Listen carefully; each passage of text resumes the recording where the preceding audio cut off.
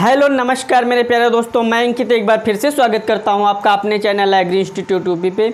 दोस्तों उम्मीद करता हूं आप लोग अच्छे होंगे और आपकी पढ़ाई भी बहुत अच्छी चल रही होगी। दोस्तों आज हम बात करने जा रहे हैं पृथ्वी पे पाई जाने वाली अक्षांशीय रेखाएं और देशांतर रेखाएं। इसको एकदम ट्रिक और बहुत बेसिक कॉन्सेप्ट के साथ में हम आपको समझाने की कोशिश करेंगे। आप लोग हमारे साथ में बने रहिए। देखो, अगर हम बात करते हैं अक्षांशीय और देशांतर रेखाएँ होती क्या हैं, तो अक्षांशीय को कहा जाता है लेटीट्यूड और देशांतर को कहा जाता है लॉन्गिट्यूड। सॉरी, लेटीट्यूड का मतलब क्या होता है? लेटी हुई। जैसे कि आप लोग लेटते हो तो कैसे लेटते हो? जैसे मान लिया ये बेड है आपकी, तो अगर आप लोग लेटते हो तो कैसे लेटते हो? ऐसे लंबे लंबे लेटते हो कि नहीं? इधर सिर होता है, इधर पैर होते हैं, ऐसे लेटते हो। तो जो लेटीट्यूड होती हैं वो इस तरीके से होती हैं, लंबी लंबी रेखाएँ, ठीक। और जो देशांतर होती है इनको कहा जाता है लॉन्गिट्यूड। लॉन्गिट्यूड का मतलब होता है आप लोग लंबे लंबे कब खड़े होते हो? लंबे लंबे कब खड़े होते हो? जब से बात करना हो या खड़े होना हो तो हम लंबे होते हैं, इससे खड़े होते हैं। तो जो देशांतर होती हैं उनको कहा जाता है लॉन्गिट्यूड। तो वो इस तरीके से होती हैं। कैसे बेटा? ऐसे होती हैं, ठीक। तो इन सारी बातों की हम जानकारी आगे कर रहे हैं, हमारे साथ में आप लोग बने रहिए। देखो, अगर हम बात करें सबसे पहले ये अक्षांशीय और देशांतर रेखाएँ जो होती हैं तो इनकी ज़रूरत क्यों पड़ी, सबसे पहले यही हम बात कर लें। तो इसकी ज़रूरत बेटा इसलिए पड़ती है, इसकी ज़रूरत क्यों पड़ी? तो इसकी ज़रूरत इसलिए पड़ी क्योंकि जैसे कि आपको किसी एग्जैक्ट स्थान की जानकारी करना हो, तो जैसे मान लिया आप हो एक पुलिस वाले, क्या हो एक पुलिस वाले, और आपको पता चला कि एक चोर है जो आपके शहर में घूम रहा है, ठीक। तो आप उसको कैसे पकड़ पाओगे? पूरे शहर में आप घूमते फिरोगे, नहीं पकड़ पाओगे। लेकिन अगर बता दिया गया है कि वो जो चोर है वो 22 डिग्री अक्षांशीय और 20 डिग्री देशांतर के बीच में है, तो उसे जाकर के आप आराम से पकड़ सकते हो। अर्थात 22 डिग्री अक्षांशीय और 20 डिग्री देशांतर, ऐसे पकड़ सकते हो ना। देखो, ग्लोब क्या होता है, सबसे पहले ये समझ लीजिए आप लोग, ग्लोब क्या होता है। अगर ग्लोब की हम बात करते हैं तो ग्लोब बेटा यहाँ पे हमने देखो इसकी डिफिनेशन लिख रखी है। ग्लोब क्या होता है? पृथ्वी पर जो बहुत सी चीज़ें पाई जाती हैं इनका अध्ययन करना होता है हमें। तो सारी पृथ्वी का एक साथ में हम जब अध्ययन करते हैं, समझ रहे हो, एक छोटा सा प्रारूप बना लेते हैं या मॉडल बना लेते हैं, उसी को ग्लोब कहा जाता है। ग्लोब के माध्यम से हम सारी चीज़ों का जो अध्ययन है एक साथ में कर सकते हैं। समझ में आया? अर्थात धरती का छोटा प्रतिरूप एक या मॉडल, उसी को ग्लोब कहा जाता है। अब जब ग्लोब की बात करते हैं तो ग्लोब पे आप लोगों ने देखा होगा, जैसे मान लिया ये धरती है हमारी, ठीक। अब इसमें बताओ अक्षांशीय रेखाएं कैसे बनाई जाएंगी? अक्षांशीय माने लेटीट्यूड कैसे बनाई जाएंगी? लेटीट्यूड इस तरीके से बनाई जाती हैं। तो एक बीच में होती है, इसको कहा जाता है 0 डिग्री, ठीक। अब 0 डिग्री को और अन्य नामों से जाना जाता है, इसको विषुवत रेखा कहते हैं। क्या कहते हैं? विषुवत रेखा। इसको विषुवत कहते हैं, इसको भूमध्य कहते हैं। क्या कहते हैं? भूमध्य। इसको भूमध्य क्यों कहते हैं? क्योंकि ये धरती के बीच में है, भू के मध्य में है। इसको विषुवत कहते हैं, इसको भूमध्य कहते हैं, इसको 0 डिग्री कह देते हैं, ठीक। 3 नामों से इसको जान लेते हैं। अच्छा, इसके ऊपर अगर हम ऐसे बात करें, ऐसे और ऐसे और ऐसे करके कितनी रेखाएं होती होंगी ये बताओ? अगर पूछा जाए अक्षांशीय रेखाओं की संख्या बताओ, तो अक्षांशीय रेखाएं जो होती हैं इनकी संख्या, पहले हम लोग अक्षांश पढ़ते हैं, यहाँ पे आप लोग लिख लेना अक्षांश। अब हम अक्षांश की बात कर रहे हैं, तो अक्षांश जो होता है इसकी देखो, अक्षांश कहते हैं किसको हैं? अक्षांश कहते हैं झुकाव को, मतलब कोण को। जैसे कि देख लीजिए आप लोग, ये धरती है, ठीक, और यहाँ से यहाँ इसका ये वाला कोई केंद्र रहा होगा। अब इसके बीच का जो एक कोण होता है इसी को अक्षांश कहा जाता है। समझ में आया बेटा? इसी को अक्षांश कहा जाता है। अच्छा, अगर बात करें इनकी संख्या कितनी होती है, जो लेटीट्यूड होती हैं, आप लोग मानचित्र देख सकते हो, सॉरी मानचित्र अलग होता है, ग्लोब देख सकते हो, उस पर काल्पनिक रेखाएं बनाई जाती हैं, मान ली गई हैं। धरती पे रेखाएं हैं नहीं, वास्तव में नहीं है, पर साइंटिस्टों ने इसको डाल लिया है, मान लिया है कि यहाँ से ये रेखा, वहाँ से वो रेखा, ठीक। इसकी ज़रूरत क्यों पड़ी अभी मैंने बताया है, क्यों मानी गई हैं। अच्छा, जो इनकी संख्या होती है ऐसे ऐसे पड़ी हुई है, इनकी संख्या कितनी होती है? तो इनकी संख्या की अगर बात की जाए तो 1 डिग्री पे होती है। 0 ये है, फिर 1 डिग्री, 2 डिग्री, 3 डिग्री, 4, 5, 6 ऐसे करके 90 तक आती है। कहाँ तक बेटा? 90 तक आती हैं। तो 90 अगर ऊपर मानी जाए तो ऊपर 90 हैं, तो नीचे भी तो 90 होंगे कि नहीं होंगे? नीचे भी 90 होती हैं, नीचे भी इस तरीके से 90 होती हैं, ठीक। तो 90 नीचे भी होती हैं, तो 90 ऊपर 90 नीचे कितनी हो गई? 180 हो गई।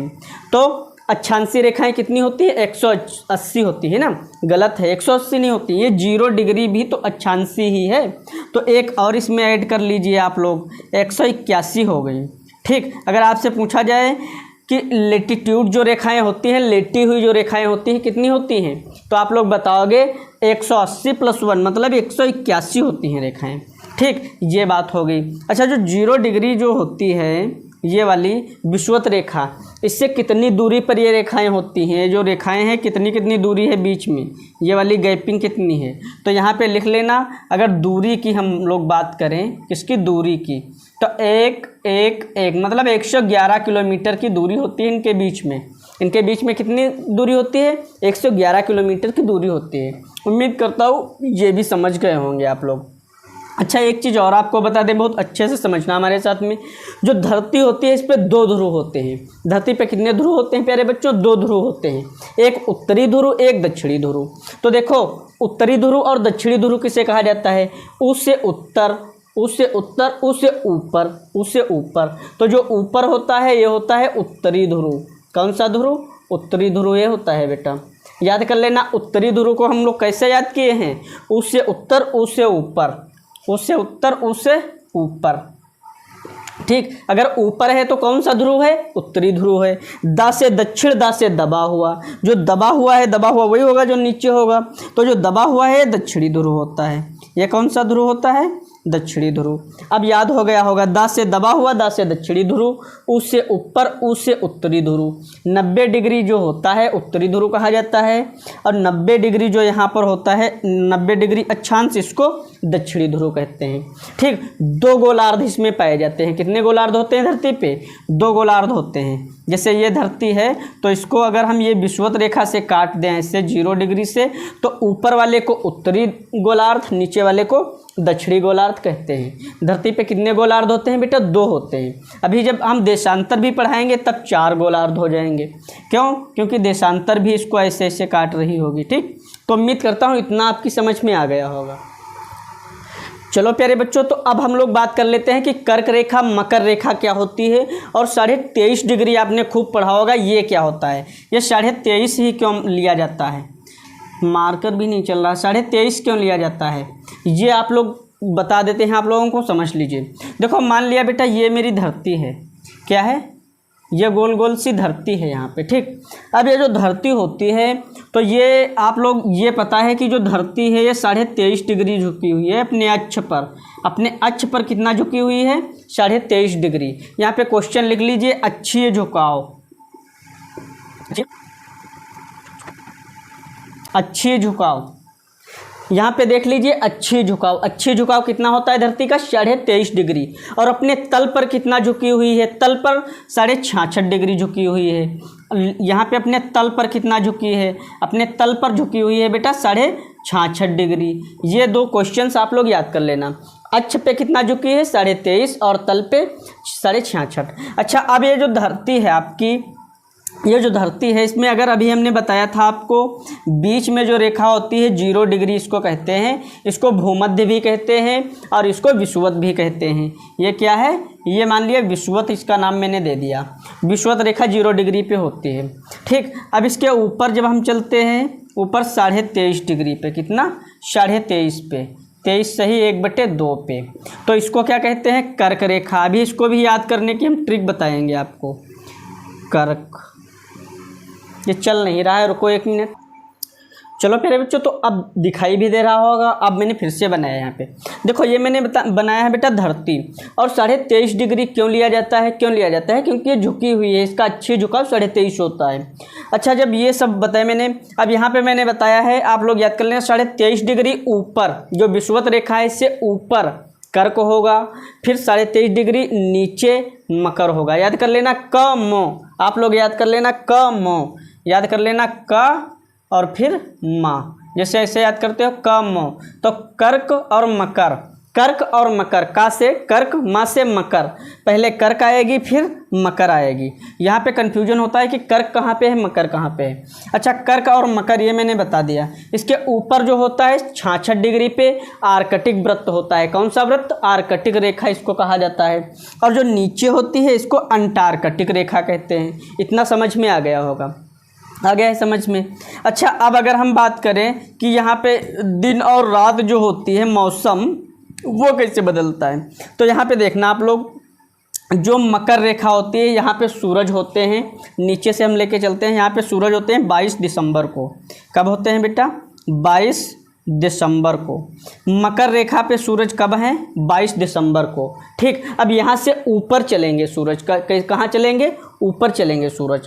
तो जब ऊपर सूरज बढ़ते हैं इससे, तो 4 महीने जोड़ते चले जाना। देखो इस पे हो 4 जोड़ना, क्योंकि 12 महीने होते हैं और 3 रेखाएं हैं आपकी जहाँ पे सूरज जाते हैं।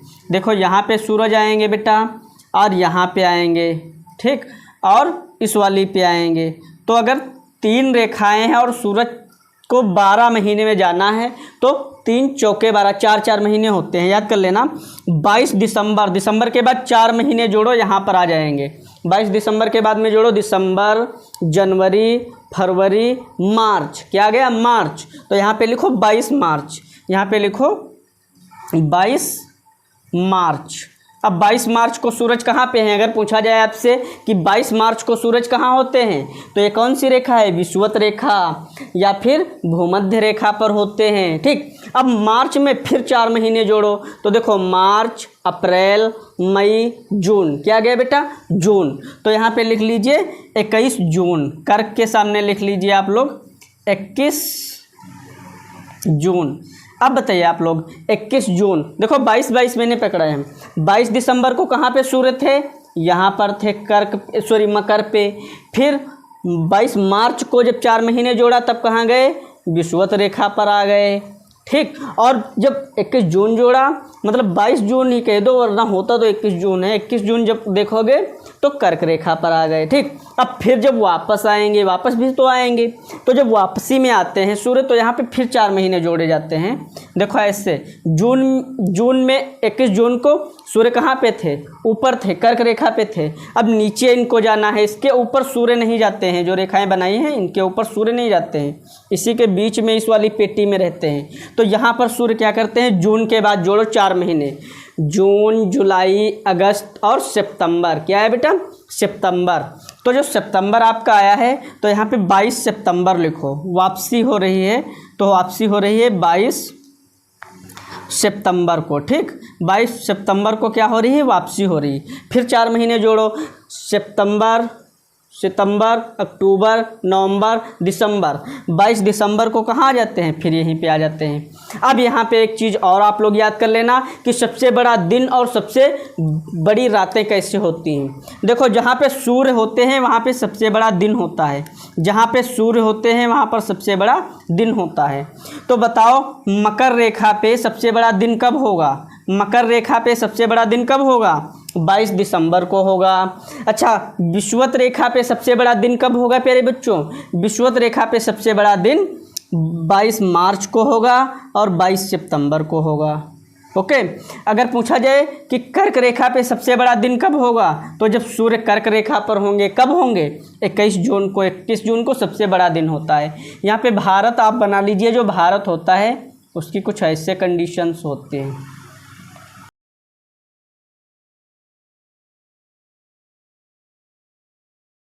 कुछ इस तरीके से प्यारा भारत है बेटा, इस तरीके से प्यारा भारत है। तो अगर पूछा जाए कि भारत में सबसे बड़ा दिन कब होता है, आपसे पूछा जाए भारत में सबसे बड़ा दिन कब होता है, तो भारत में सूर्य कब आता है? 21 जून को। ठीक, अगर पूछा जाए कर्क रेखा पर 21 जून को। सबसे छोटा दिन कब होगा भारत में? जब सूर्य सबसे दूर होंगे। सबसे दूर कब होते हैं? 22 दिसंबर को। ठीक, अच्छा 22 दिसंबर को बड़ा दिन मनाया जाता है। बड़ा दिन मनाया जाता है क्यों? क्योंकि यहाँ से दिन बड़े होने शुरू हो जाते हैं भारत में, क्योंकि इसकी तरफ सूर्य बढ़ने लगता है। तो उम्मीद करता हूँ कि ये भी आपकी समझ में आ गया होगा। अब आगे देखिए आप लोग, अब देशांतर की बात हम करते हैं। चलिए प्यारे बच्चों, तो अब हम बात करने जा रहे हैं कि देशांतर रेखाएं क्या होती हैं। देखो देशांतर अभी मैंने बताया, इनको कहा जाता है लॉन्गिट्यूड, मतलब लॉन्ग। तो ये कैसे पड़ी होंगी, ये धरती जो है इस पर मान लिया गया कि ये इस तरीके से होती हैं लॉन्गिट्यूड। ये उत्तरी ध्रुव है, ऊपर कौन सा ध्रुव होता है, उससे ऊपर, उससे उत्तरी ध्रुव, ठीक।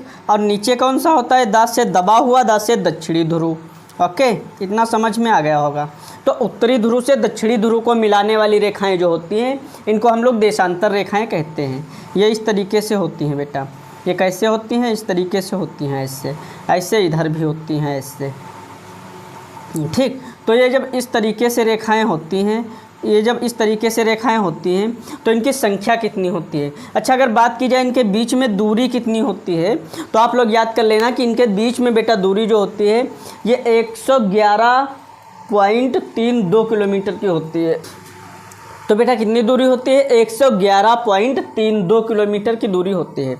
अच्छा, दूरी होती है, पर यह दूरी जो होती है ध्रुवों की तरफ जाते हुए घट जाती है। घटेगी कि नहीं, कोई बॉल लीजिए, उस पर रबड़ आप चढ़ा के देखिए, जहाँ पे ध्रुव उसका होगा, ऊपरी सिरा होगा, वहाँ पे ज़्यादा सघन होंगी, और जहाँ पे मध्य भाग होता है, यहाँ पर थोड़ा दूरी ज़्यादा होगी। तो यहाँ की दूरी होती है कितनी, मैंने बताया अभी आपको, यहाँ पे दूरी होती है 111.32 किलोमीटर, और ध्रुवों की तरफ जाने पर यह दूरी कम होती जाती है। अच्छा, गुजरती कहाँ से हैं, अगर माना जाए जैसे गेंद गोल होता है बेटा, कैसा होता है, गोल, तो वहाँ उसे मध्य कहाँ कह सकते हो, कहाँ से मध्य कहोगे। जैसे कद्दू होता है, देखा होगा आपने, उसमें भी पीस अलग अलग बने होते हैं देशांतर रेखाओं के तरीके से, तो उसमें मध्य कहाँ पे आप कह सकते हो। मध्य कहना मुश्किल होता है, तो इसके लिए एक वो जिसको कहते हैं आयोजन किया गया लंदन में। कहाँ पे, लंदन में। तो वहाँ पे बताया गया कि लंदन से ही रेखा गुजरती है। कौन सी, लंदन में एक शहर है ग्रीनविच, यहाँ पे आप लोग लिख लेना ग्रीनविच। कहाँ पर है बेटा, ये लंदन में है।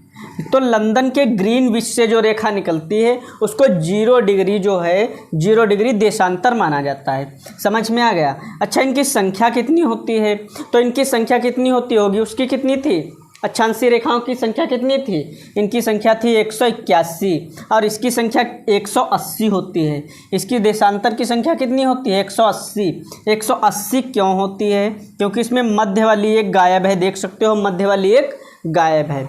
अच्छा, इसके बाद अगर बात करें इसके अन्य नाम क्या होते हैं, तो इसको 0 डिग्री ग्रीनविच रेखा कहा जाता है। इसका अन्य नाम होता है, लिख लो, 0 डिग्री ग्रीनविच, ठीक। आपसे पूछा जाता है क्वेश्चन कि देशांतर रेखा जो है वो 0 डिग्री देशांतर रेखा कहाँ पर है, तो आप लोग बता देना 0 डिग्री देशांतर रेखा जो ग्रीनविच में है। कहाँ है, ग्रीनविच में है। इसको कहते हैं प्रथम यामोत्तर, और एक नाम है इसका प्रथम यामोत्तर, प्रथम यामोत्तर इसका नाम है। 0 डिग्री ग्रीनविच इसका नाम होता है। समझ में आ गया होगा, उम्मीद करता हूँ इतना तो समझ में आया ही होगा। अब कुछ क्वेश्चन कर लेते हैं अपने लोग। क्वेश्चन नंबर पहला है आपके सामने कि कर्क रेखा पर कितने देश हैं। तो अगर कर्क रेखा की बात की जाए तो कर्क रेखा पर कितने देश होते हैं, कर्क रेखा पे 16 देश हैं तो टोटल 17। एक और है जो विवादित है, कितने हैं, 16 हैं, एक और है जो विवादित है, ठीक। अगर विषुवत रेखा पे बात की जाए कितने हैं, तो विषुवत रेखा पे होते हैं 13 देश। कितने होते हैं बेटा, 13 देश होते हैं विषुवत रेखा पे। मकर रेखा पे कितने देश हैं, मकर रेखा पे 10 देश हैं। ये क्वेश्चन यहाँ से आपसे डायरेक्टली पूछ लिया जाता है, ठीक। तो उम्मीद करता हूँ कि ये क्वेश्चंस आपकी समझ में आए होंगे, और जो मैंने आज पढ़ाया आपको लॉन्गिट्यूड और लेटीट्यूड, ये भी समझ में आया होगा। कहते हैं कि जियो नियम से अपने समाज के खातिर, देश के लिए, देश की आन के खातिर, प्यार करना है तो करो वतन परस्ती से, ताकि खुशबू उठती रहे हर पल तुम्हारी हस्ती से। मिलते हैं अगली क्लास के साथ में, तब तक के लिए धन्यवाद। जय हिंद, जय भारत।